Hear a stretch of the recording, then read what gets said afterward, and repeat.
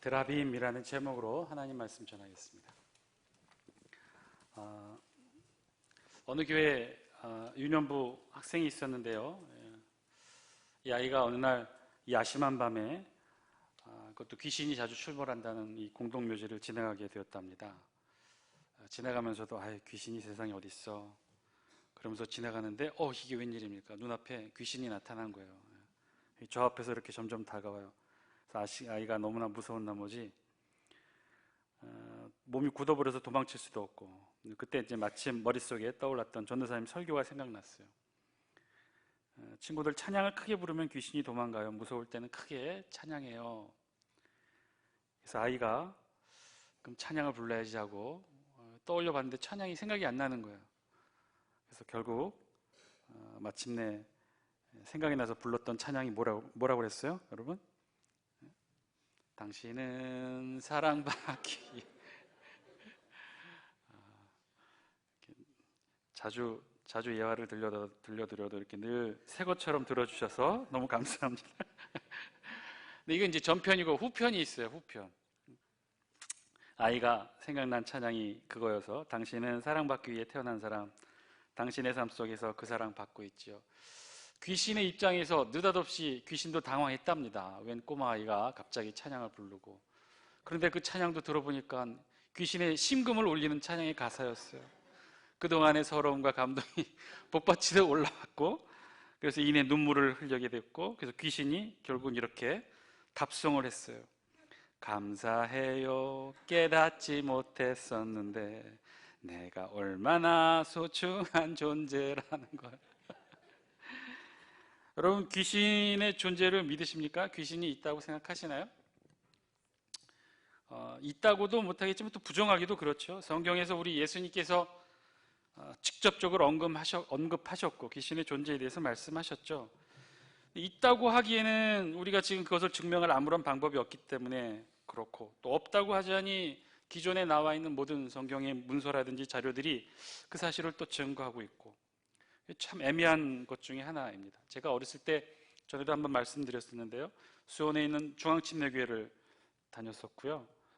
모교회인 셈인데 그 교회를 통해서 알게 됐던 목회자님들, 귀한 분들이 많이 계셔요. 이제 그 중에 한 분이 재작년에 기독교 연합 부흥수련회로 강사로 오셨던 대전 대형침례교회 조경호 목사님. 그 목사님이 이제 제가 수원 중앙침례교회에 있을 때 만났던 전도사님으로 만났던 분이에요. 그래서 그분이 개척하셨을 때 이제 어머니하고 같이 개척 원년 멤버로 그 교회에 섬기기도 했는데, 그때 수원 중앙침례교회에서 저희 아동부를 지도하셨던 전도사님 한 분이 계셔요. 그 전도사님이 나중에 개척을 하셨다고, 저는 잘 몰랐는데 개척을 하셨다고 어머님이 그 개척교회 집회를 가자고 한번 손을 끌고 간 적이 있었는데, 조그만 한층 평수의 개척교회였고 가운데 난로가 있었고, 제 기억으로는 그랬어요. 뺑 둘러 앉아서 집회를 시작하셨는데 한 10분 지나자 웬 여인이 이제 거품 물고 쓰러지면서 귀신 들린 모습을 보여줬고, 전도사님이 또 자연스럽게 다가가서 이제 축기 기도를 하셨는데, 알고 봤더니 그 전도사님이 그 축사 은사를 받으셔서 개척하셨던 거예요. 그래서 매주 목요일마다 그 집회를 했었던 거고, 어머님 손 끌려서 저는 그 자리에 멋모르고 참석을 했던 거죠. 그래서 그때도 기억나는 게, 전도사님이 그 귀신 내어 쫓으면서 했던 그 말씀이 아직도 기억나요. 여러분, 이제 지금부터 기도해서 귀신을 내어 쫓을 텐데 여러분들도 위해서 정말 열심히 기도해야 된다. 첫 번째는 이 여인을 위해서, 귀신이 빨리 쫓아나가길 위해서 기도해 주시고, 두 번째는 여러분 자신을 위해서, 귀신이 나가면 제일 가까운 데 있는 심령이 약한 사람에게 들어가니까 여러분 자신을 위해서도 열심히 기도하라고. 주위를 둘러보니까 어린아이는 저 혼자였어요. 당시 초등학교 5학년인 제가 그 자리에 앉아서 아마 당시도 그랬지만 앞으로도 그렇게 열심히 기도할 적은 없었을 거예요. 정말 열심히 기도했고, 나중에 어머니가 툭툭 쳐가지고 눈을 떠보니까 뺑 둘러 앉아있었던 사람들 다 나가고 저만 남아있었어요. 제 기억에 남는 귀신의 모습이 그랬어요. 축기, 귀신을 내어 쫓는 일. 사실 성경에서도 2000년 기독교 역사에서 존재해왔던 일이죠. 그럼에도 불구하고 명확하게 그 존재 실체에 대해서 아직까지도 신학적으로 정의하지 못하는 이유가 있어요. 그것은요, 귀신의 존재의 근원에 대해 우리가 아직 잘 모르기 때문에 그래요. 귀신이 있다는 것은 성경에서도 또 주변의 다양한 경험에서도 2000년 기독교 역사 속에서도 그 흔적을 찾을 수는 있지만, 근데 그렇다면 그 존재의 근원은 어떻게 시작된 것일까? 서양의 접근법은 이 원일몬을 존재의 실체에 대해서 정확한 답을 주고 있지는 않아요. 그저 사탄 혹은 마귀 이렇게 표현하죠. 근데 이건 꼭 제3의 존재인 것처럼 불려지고 있어요.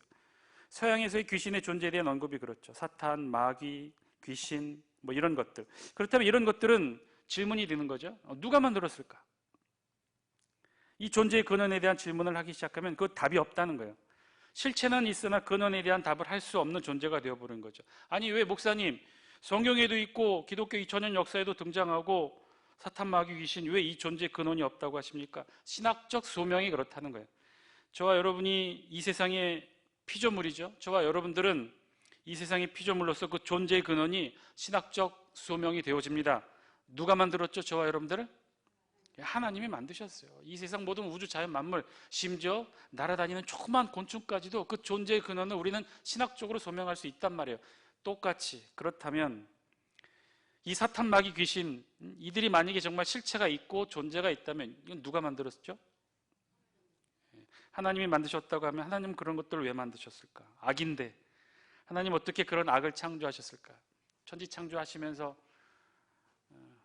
그런 악도 사탄도 마귀도 만드시고 하나님이 보시기에 심히 좋았더라 이렇게 말씀하셨을까요?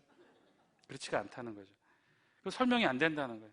하나님은 그건 하나님이 옳지 않은 것이고 하나님을 우리가 옳다고 인정하며 고백할 수 없는 존재가 되는 거예요. 악도 만드셨다면. 그렇다면 하나님이 만들지 않으셨다. 하나님이 그런 것들은 악한 세력, 악한 물질은 그런 근원들은 하나님이 창조하지 않으셨다. 이런 것들은 하나님이 창조하지 않으셨다고 하면 또 더 큰 문제죠. 왜 그렇죠? 이 세상에는 하나님이 창조하지 않은 것이 존재한다는 얘기고 그 얘기는 하나님의 전능성에 위해가 되기 때문에 하나님이 전지전능하시지 않다는 거예요. 또 다른 누군가 전지전능한 누군가 있어서 그런 악도 만들었다는 얘기가 되기 때문에 이렇다는 거예요. 실체는 인정 안 할 수는 없으나 정확한 신학적 방법으로 근거를 제시할 수 없는 것이 이 서양에 대한 시각이에요. 그런데요, 재미있는 것은 동양의 시각에서는 아주 무지 쉽게 이게 설명이 된다는 거예요. 어떻게 설명이 되느냐? 서양과 달리 동양에서는요, 우리 어떻죠? 명절 때마다 우리 믿는 사람들 말고 명절 때마다 누구를 섬깁니까? 누구를 섬기죠? 조상을 섬겨요. 조상. 이미 돌아가신 조상을 섬겨요. 제사를 드리죠. 그런데 그들 조상을 제사로 섬기는 기본적인 의미는요, 이미 죽은 조상들을 어떻게 섬긴다는 거예요? 가까운 가족처럼 살아있는 것처럼 섬긴다는 거예요? 신으로 섬긴다는 거예요? 신으로 섬긴다는 거예요. 죽은 사람을, 죽은 조상을 신으로 모신다는 거예요. 그래서 제사도 지나고 무속신앙이 심취하신 분들은요, 그래서 아예 이런 분들, 조상, 이미 죽은 조상들을 신으로 신주단지를 집안에 모셔다 놓고 섬겨요.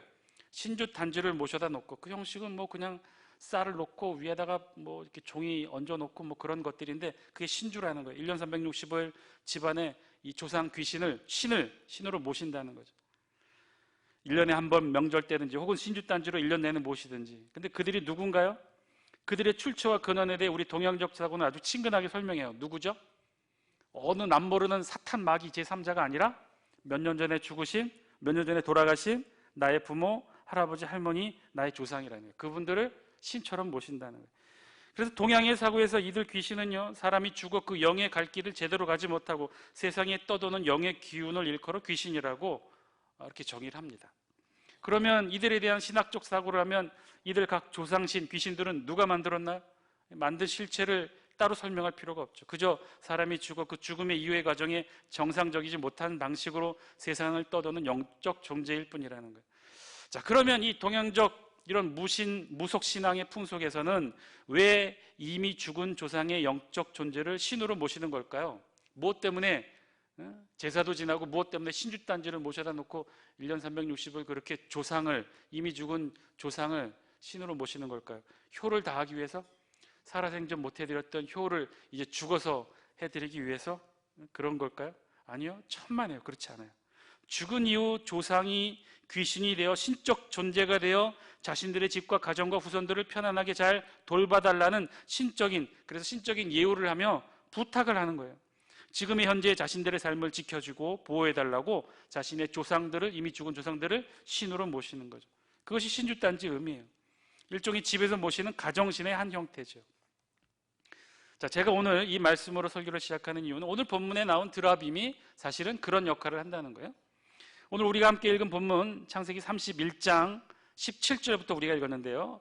17절부터 시작되는 이 내용은요, 사건의 내용은 이제 드디어 야곱이 자신의 계획, 즉 외삼촌 라반을 떠나 자신의 원래 고향으로 돌아가려고 계획하려고 마음을 품었었죠. 그래서 하나님으로부터 응답도 받고 가족들을 설득시켰던 내용들이 31장 1절부터 16절까지의 내용이에요. 이제 17절에는요, 그 계획을 드디어 실행에 옮깁니다.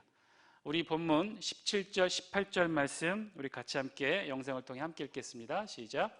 야곱이 일어나 자식들과 아내들을 낙타들에게 태우고 그 모은 바 모든 가축과 모든 소유물 곧 그가 밧단 아람에서 모은 가축을 이끌고 가나안 땅에 있는 그의 아버지 이삭에게로 가려 할세. 아멘. 자식들, 아내들, 그리고 밧단 아람에서 모은 모든 가축 다 재산 이끌고 이제 가나안 땅으로 향했다는 거예요. 출발했다는 거예요. 그런데 그 결행이 잘못 심각하죠. 20절에 보니까 어떻게 했다는 거예요? 야곱은 그 거취를, 그런 움직임을, 그렇게 떠나는 것을 아람 사람 라반에게, 외삼촌 라반에게 말하지 아니하고 가만히 떠났더라. 이렇게 기록된 것으로 봐 야곱은요, 지금 라반에게 알리지 않고 라반 모르게 몰래 도망하듯이 밧단 아람의 땅을 빠져나오고 있다는 거예요. 실제로 21절, 22절에서는요, 그런 야곱의 모습을 어떻게 표현했느냐? 강을 건너 길라산을 향하여 도망한지, 도망이라는 단어를 써요. 3일 만에 야곱이 도망한 것이 라반에게 들린지라. 야곱이 도망했다라고 우리 성경이 기록하는 거예요. 야곱이 도주했어요. 도망했어요. 그리고 또 어처구니 없게 3일 만에 라반에게 이 사실이 알려지게 되었다라고 우리 성경이 기록합니다. 야곱은요, 도망했어요. 라반에게는 아예 의도적으로 알리지도 않고 도망한 거예요. 그럼 어떻게 그 많은 식구, 식솔들, 가축들을 데리고 움직이면서 3일씩이나 들키지 않고 움직일 수 있었을까? 그 이유를 우리 성경 19절은 이렇게 기록합니다. 우리 19절 영상을 통해 같이 한번 읽어볼까요? 시작.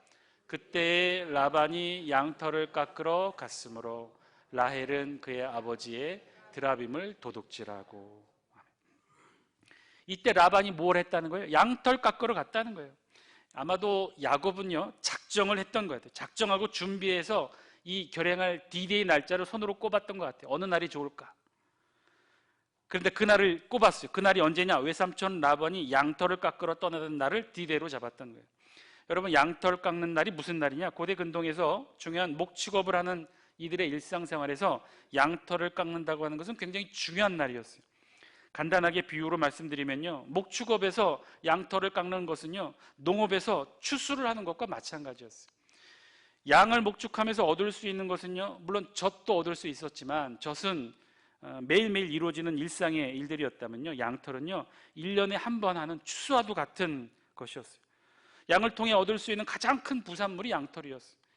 주로 이 양털 깎는 일은요 300~400명 정도 인원이 같이 함께 모여서 3~4일에 걸쳐서 축제 형식으로 그 양털을 깎습니다. 그러므로 당시 이 양털 깎는 일에 라반은요 온 가족의 사람들이 동원되었을 거예요. 모든 사람들의 눈과 귀가 이 양털 깎는 일에 다 쏠려 있을 거예요. 그러니 야곱은 이날을 D-Day로 정했고 밧단 아람 엑소더스를 실행을 했던 거죠. 이제 라반이 알게 되었고요. 그래서 어떻게 했느냐? 라반은 바로 추격대를 편성해서 야곱을 뒤쫓았다고 그랬어요. 우리 23절 말씀 영상을 통해 같이 함께 읽겠습니다. 시작. 라반이 그의 형제를 거느리고 치를 길을 쫓아가 길르앗산에서 그에게 이르렀더니. 아멘. 23절 우리말 번역으로는요 라반이 치를 길을 쫓아갔다고 그랬어요. 그래서 길르앗산에서 야곱을 따라잡은 것으로 기록하고 있는데 정확한 번역은요 7일 길이 아니고 7일간 쫓은 거예요. 정확하게 다시 번역하면 곧바로 라반은 7일 동안 야곱을 뒤쫓아갔다. 그러니까 라반은 야곱이 도망했다는 보고를 받자마자 바로 움직였던 거죠. 원래 이 야곱의 양의 무리와 라반의 양의 무리는 서로 섞이지 않기 위해 어떻게 했어요? 떨어뜨려 놓았다고 그랬죠. 그 거리가 어떻게 됐다고 그랬어요? 3일 길이라고 그랬어요. 대략 한 100km 정도 떨어뜨려 놨다고 그랬어요. 그런데 야곱이 도망한 지 3일 만에 라반이 알게 되었다고 했고, 그러니까 야곱이 가나안 땅으로 출발하자마자 누군가 라반에게 알려준 거예요. 그런데 라반에게 알려주기 위해서는 거리가 떨어져 있으니까 며칠 길을 가야 된 거예요? 3일 길을 가야 된 거예요. 즉 라반이 야곱이 출발했다는 걸 안 시점은 최소한 3일 이후 알게 됐다는 것이죠. 이후 라반은요 7일을 달려가 야곱을 따라잡은 셈이에요. 자, 그러면 야곱이 움직인 거리는 며칠 길이라는 거예요? 10일, 열흘 길이라는 거예요. 그런데 라반이 이 소식을 듣고 쫓아간 길은 며칠 길이었다는 거예요? 7일 길이었다는 거예요. 누가 더 빨리 간 거예요? 라반이 더 빨리 간 거예요. 야곱은 부지런히 도망했어요. 아마도 대략 추정컨대 하루 한 48km씩 이동을 했던 것 같아요. 그런데 라반은요 하루 70km씩 이동을 했던 거예요. 그러니까 말을 타고 날쌘 사람들로 꾸려서 추격대를 편성해서 야곱을 미친 듯이 쫓아갔던 거예요. 그런데 그렇게 분노가 치밀어 쉬지 않고 말을 달려 따라잡았는데, 그런데 어떻게 됐어요? 그 밤에 야곱을 만나기로, 야곱을 거의 따라잡았던 바로 전날 밤에 하나님이 라반의 꿈에 현몽하여 나타나셨다고 했어요. 나타나셔서 뭐라고 말씀하셨느냐? 24절 말씀이에요. 우리 영상을 통해 24절 말씀 함께 읽겠습니다. 시작. 밤에 하나님이 아람 사람 라반에게 현몽하여 이르시되 너는 삼가 야곱에게 선악간에 말하지 말라 하셨더라. 아멘. 야곱이 도주한 지 열흘째, 라반이 추격을 시작한 지 7일째. 이제 내일이면 라반은 야곱을 따라잡아 마음껏 분풀이할 수가 있었어요. 공격할 수가 있었어요. 바로 그 시점에, 그 전날 밤에 하나님께서 라반의 꿈에 나타나셔서 말씀하셨다는 거예요. 뭐라고 말씀하셨다는 거예요? 너는 삼가 야곱에게 선악간에 말하지 말라. 라반에게는 굉장히 힘 빠지는 일이었을 거예요. 그런데 이 말씀이 꼼꼼히 살펴보면 우리에게는 위로가 됩니다. 뭐라고 말씀하신 거예요? 너는 삼가 야곱에게 아무 말도 말하지 말라는 거예요. 그런데 무엇을 말하지 말라는 거예요? 선악간에 말하지 말라. 선악간에, 이 뜻은요 선으로부터 악까지란 뜻이에요. 일종의 히브리적 관용구로서 우리말로 바꿔 표현하면 무엇이든지 말하지 말라는 거예요. 좋은 일이든 나쁜 일이든, 설령 야곱이 잘못했다 하더라도, 야곱이 정말 죽을 죄를 지었다 하더라도 너는 아무 말도 하지 말라는 거예요. 관여치 말라는 거예요. 개의치 말라는 거예요. 이 뜻은 뭐예요? 지금 하나님이 지금 누구를 보호하겠다는 거예요? 야곱을 보호하겠다는 거예요. 선한 일에서 악한 일에까지, 설령 야곱이 잘못한 일이 있어도, 죄를 지었어도 그 어떠한 것도 너 라반은 야곱에게 하지 말라는 거예요. 한마디로 지금 하나님께서는요 야곱을 철저하게 보호하신 거예요. 요즘 말로 하면 하나님께서 지금 야곱을 향해 쉴드를 치신 거죠. 보호막을 치고 계신 거예요. 사실 이것으로 이 사건은 끝난 것이나 다름이 없었어요. 하나님께서 직접 나타나 분쟁을 조정해 주신 거죠. 일방적으로 조정해 주신 거예요. 일방적으로 야곱의 편을 들어 야곱의 손을 들어주신 거죠. 실제로 이후로 전개되는 이 야곱과 라반의 대화도요 사실 이 사실을 바탕에 두고 라반은 말을 합니다. 억울하지만, 화가 나지만, 야곱, 내가 나를 속이고 나에게 말하지 않고 내 딸들을 칼에 사로잡힌 자같이 끌고 가고 내 손자들과 딸들에게 입맞춤도 못하게 하고 말도 안 하고 떠나고, 한마디로 화가 머리끝까지 났으나, 그래서 너 야곱을 해할 만한 능력이 지금 이렇게 내 손 안에 있으나 그러지 않겠다는 거예요. 왜 그럴까요? 29절 영상을 통해 같이 한번 읽겠습니다. 시작. 너를 해할 만한 능력이 내 손에 있으나 너희 아버지의 하나님이 어젯밤에 내게 말씀하시기를 너는 삼가 야곱에게 선악간에 말하지 말라 하셨느니라. 하나님이 나타나셔서 자신에게 이렇게 헌명했다는 거예요. 네가 무슨 잘못을 했어도 아무 말도 하지 말라고 너의 아버지 하나님이 내 꿈에 나타나 이렇게 말씀하셨다. 그래서 내가 아무 말 하지 않겠다. 그러면서 대신에 라반이 그럼에도 불구하고 야곱에게 딱 한 가지 요구한 것이 있었어요. 라반이 하나님의 중재로 아무런 화도 내지 못하겠지만 야곱이 떠나자 라반의 집에서 없어진 것이 있었다는 거예요. 그것이 무엇일까요? 오늘 설교 제목과도 같은 드라빔이었다는 거예요. 드라빔. 19절에 보면요, 야곱이 도주를 감행하던 바로 그날 라반이 양털 깎기 위해서 집안의 모든 사람들을 이끌고 양털을 깎는 곳으로 갔을 때, 19절 말씀만 다시 한 번만 띄워주실래요? 그 후반부에 보면 뭐라고 그랬어요? 라헬은 그의 아버지의 드라빔을 도둑질하고. 여러분, 지금 이 상황이 어떤 상황입니까? 야곱이 몇 날 며칠을 작정하고 준비한 디데이로 라반이 양털을 깎으러 출발했다는 소식을 듣자마자 모든 가솔들을 다 꾸려서 행랑을 꾸려서 이제 막 엑소더스한 시점이잖아요. 근데 그럴 때 라헬이 무슨 일을 했느냐? 몰래 아버지 집에 가서 드라빔을 훔쳤다는 거예요. 그리고 야곱도 모르게 했다는 거예요. 이 야곱의 거처에서 아버지 라반의 집까지 거리가 얼마나 됐다고 그랬어요? 3일 길 떨어뜨려 놨다고 그랬잖아요. 근데 라헬이 어떻게 남편 야곱도 모르게 3일 길을 달려가서 아버지 집에서 그 드라빔을 훔쳐내왔는지 우리 성경이 자세하게 그 과정을 기록해 놓지는 않았는데, 하여튼 라헬이 그 짓을 했다는 거예요. 도둑질을 했다는 거예요. 아버지의 드라빔을 훔쳐왔다는 거예요. 마치 꼭 다시 한번 살펴보면 무슨 첩보 작전을 하듯 라헬은 그렇게 그 어려운 시점에 아버지의 우상 드라빔을 훔쳤어요. 야곱도 모르게, 아버지도 모르게 그 훔쳤어요. 그리고는요, 그 훔친 것을 들키지 않으려고 오늘 본문 후반부에 보면 뭐라고 그랬어요? 안장 아래에 넣어 깔고 자신의 몸으로 숨겼다고 우리 성경이 기록하죠. 그것도 아버지에게 거짓말까지 하면서, 옛날 성경에 의하면 경수가 흐른다고 거짓말까지 하면서 그렇게 감추고 지켰어요. 결국은요, 라헬은 목숨을 걸고 그 훔친 드라빔을 지켜낸 거예요. 자, 그러면 질문이 생깁니다. 도대체 라헬은 왜 이렇게 드라빔에 집착을 했을까요?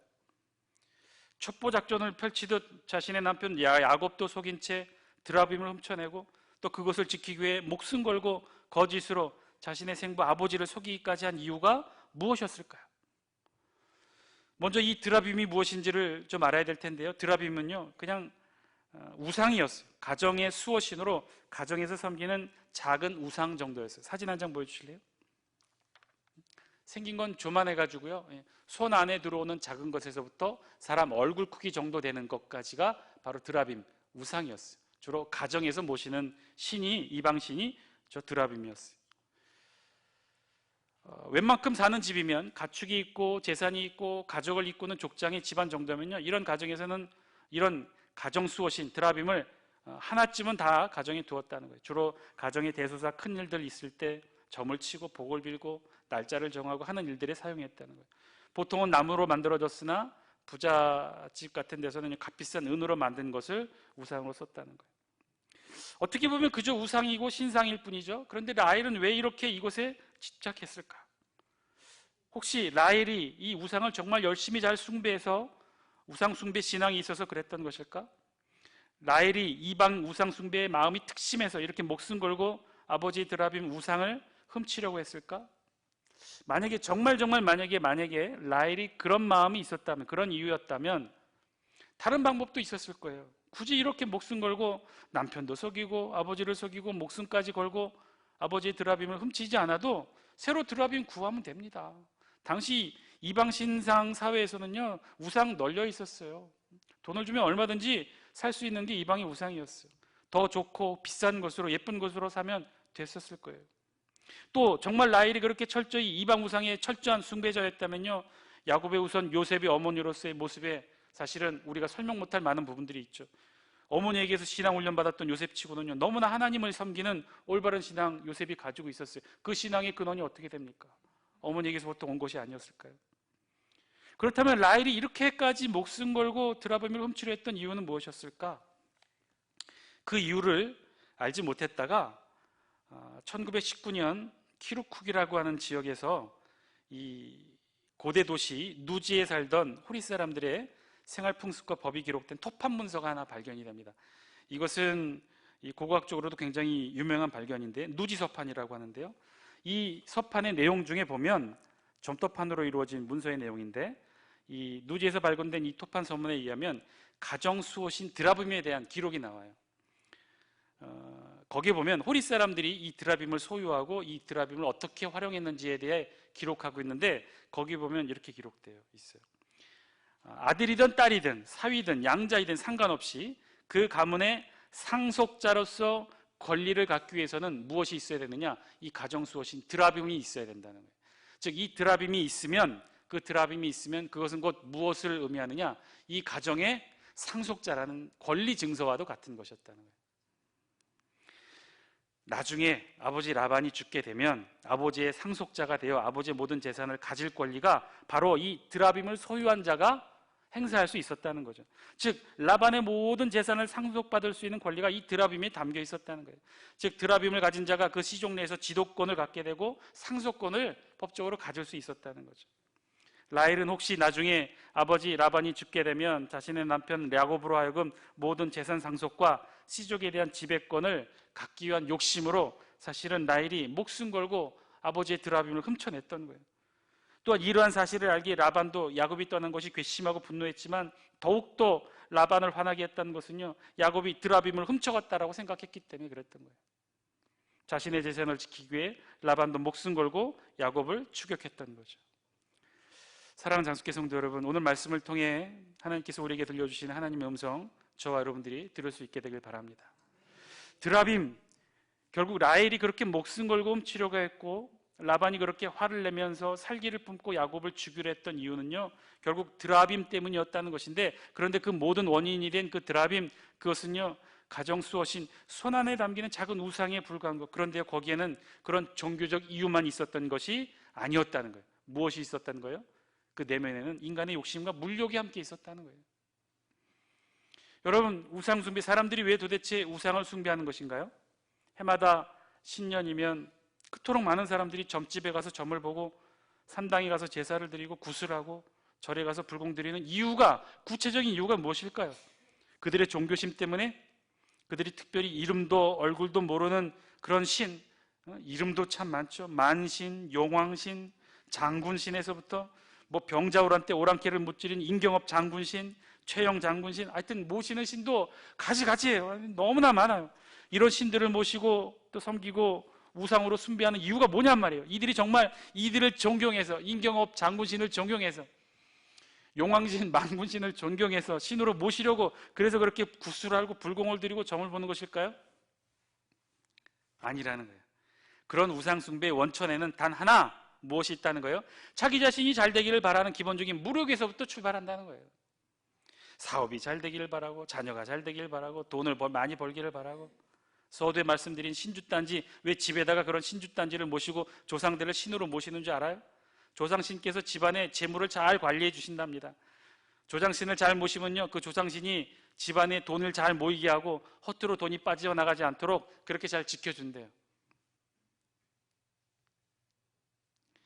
우상 숭배하는 거 다 마찬가지예요. 모든 우상 숭배의 출발은요 다 무력에서 시작합니다. 농사가 잘 되기를 기원하면서, 목축이 잘 되기를 기원하면서, 풍성한 수확과 결실을 이루기 위해서 온갖 상징이 되는 모든 것에 손을 모아 빌고 제물을 바치고 구슬하고 불공을 드리고, 이렇게 보면요 세상의 모든 우상의 실체는요 그 출발은 무력이라는 거예요.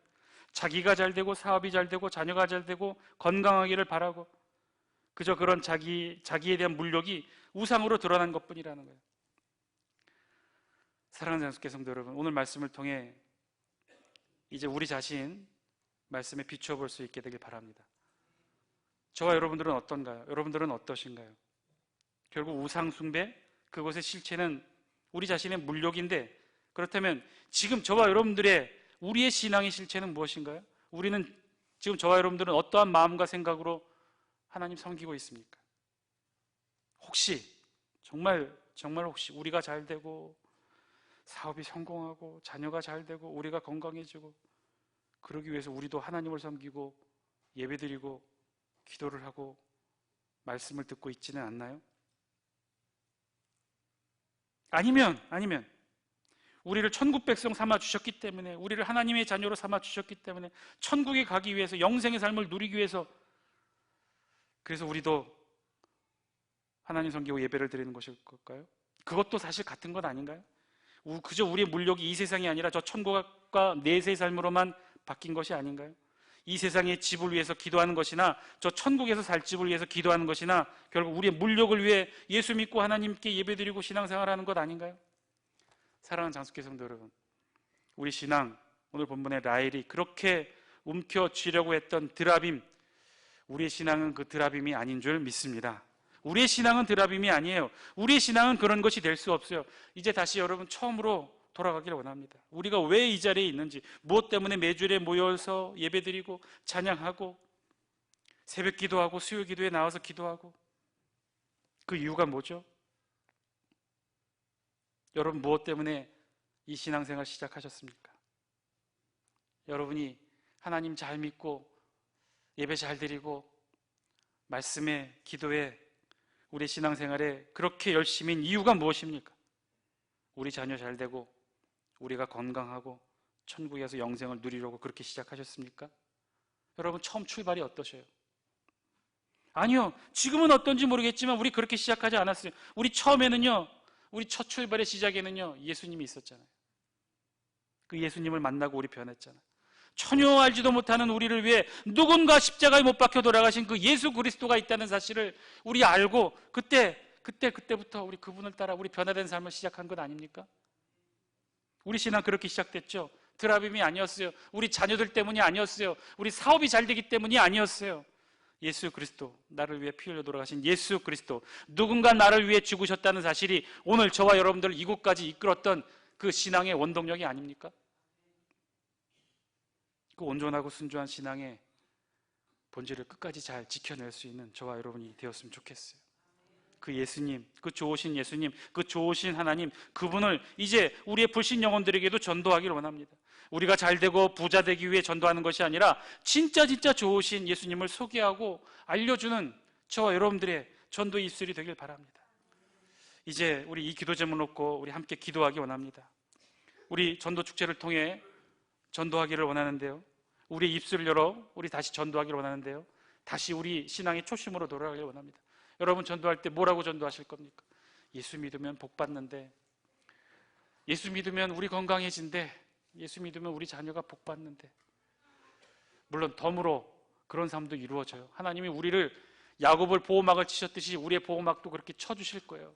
당연히 따라올 것들이에요. 그러나 그것이 우리의 신앙의 본질은 아니잖아요. 그것이 저와 여러분들이 이 자리에 있는 중요한 이유가 아니잖아요.